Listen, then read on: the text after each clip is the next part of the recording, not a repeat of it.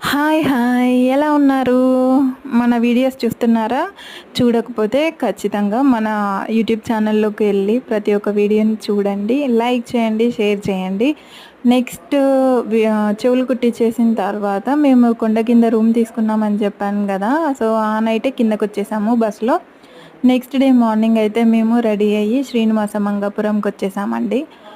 శ్రీనివాస మంగాపురం కళ్యాణ వెంకటేశ్వర స్వామి అంటారు. కళ్యాణ వెంకటేశ్వర స్వామి గుడి దగ్గర ఇది మన కోనేరు అన్నమాట. కోనేరు అండ్ ఇది టెంపులు. యాక్చువల్‌గా ఇక్కడ కళ్యాణం చేపించుకుంటే పెళ్లి కాని వాళ్ళకి కంకణం ఇస్తారు. కంకణం కట్టుకుంటే 6 నెలల్లో మ్యారేజ్ అయిపోతది అని చెప్పారు. అందుకోసం కాకున్నా గూడా మేము జనరల్‌గా కళ్యాణ వెంకటేశ్వర స్వామి టెంపుల్‌లో వెంకటేశ్వర స్వామి సేమ్ మన తిరుపతిలో ఎలా ఉంటారో అలాగే ఉంటారు అని చెప్తే, సరే ఒకసారి చూసి వద్దాము అండ్ కళ్యాణం కూడా చేపించుకుందాం అని చెప్పి వచ్చాము. మేము 8:30కి అంతా గుడికి రీచ్ అయిపోయాము. మా వాళ్ళు లైన్‌లో నిల్చున్నారు. ఫ్రమ్ 8:30 నుంచి 11:30, 12 వరకి 11:30 అనుకుంటా. అప్పటి వరకి లైన్‌లో అయితే వెయిట్ చేశారు.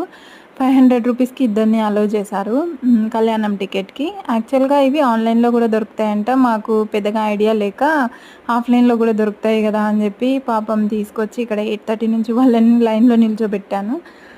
వాళ్ళు అక్కడ వెయిట్ చేస్తుంటే మేము ఇక్కడ కింద కూర్చొని వెయిట్ చేసాము టెంపుల్ ముందట. యాక్చువల్‌గా ఇక్కడ మేము తులసి మాలలు తీసుకున్నాం అన్నమాట స్వామివారి కోసం.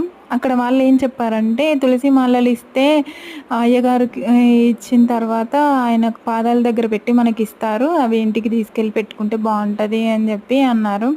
కానీ యాక్చువల్‌గా అక్కడ ఏంది అలా లేదండి. అక్కడ ఏం అలా జరగలేదు. అయ్యగారు తీసుకోలేదు, మాకు ఇవ్వలేదు. మేము అక్కడ గుళ్ళోనే ఎక్కడో ఆంజనేయ స్వామి దగ్గర పెట్టేసి వచ్చాము. సో ఇదండి వ్లాగ్. ఎలా ఉంది? Please like and